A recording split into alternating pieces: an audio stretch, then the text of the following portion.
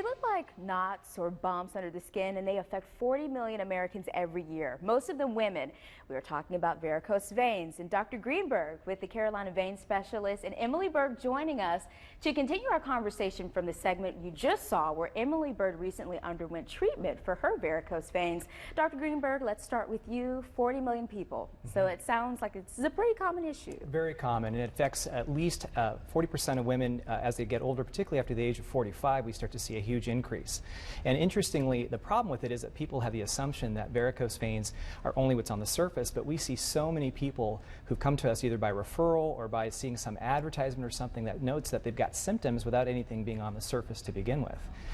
So even though varicose vein disease in most people's eyes has to do with what they see on the surface, the fact is so much of it's coming from the inside first before they even get surface veins. Okay. Now, is surgery something that people do for cosmetic reasons, or is it actually causing some health problems? Varicose veins actually can cause a lot of health problems, and particularly people will describe symptoms as heaviness, aching, throbbing, itching, burning, swollen ankles. A lot of people come to us because just they have cramps or restlessness to their legs at night, so they have trouble sleeping. But people who have jobs where they stand or sit for long periods, and interestingly, pregnancies, especially after the third, statistically, makes it worse. I have a patient who had 16 single pregnancies, and she told me that the third one was the doozy that caused her leg pain symptoms.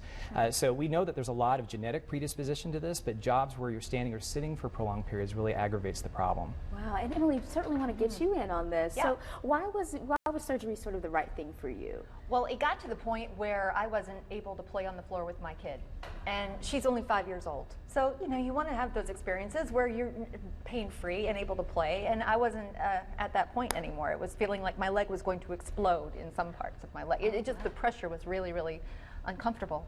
And there were times when I would feel that throbbing that Dr. Greenberg described. And you know, the aching and throbbing you can deal with after a while, but when it starts to interfere with the things that really mean a lot to you in life, you go to your doctor, and your doctor refers you to a specialist. All right, but overall pleased with your decision? Absolutely, absolutely. And full disclaimer, the bandage on my knee today has nothing to do with the surgery. That was my own clumsiness falling down this past weekend at the beach. But I have to say, and we mentioned this earlier, this bandage on my knee where I skinned my knee hurts more than any part of the procedure.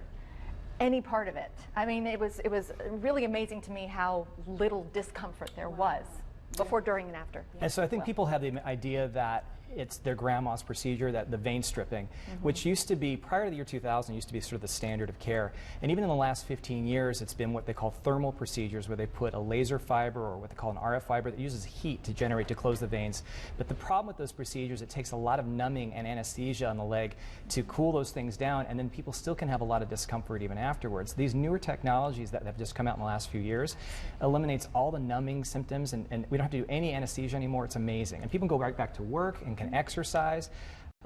It's amazing what we can do now. And there are fewer spots to heal also. Absolutely. Well, thank you both for being here. We're out of time, but it's amazing to see how far we've come. And Emily, thank you for sharing such an intimate story with us. We appreciate it. Thank you.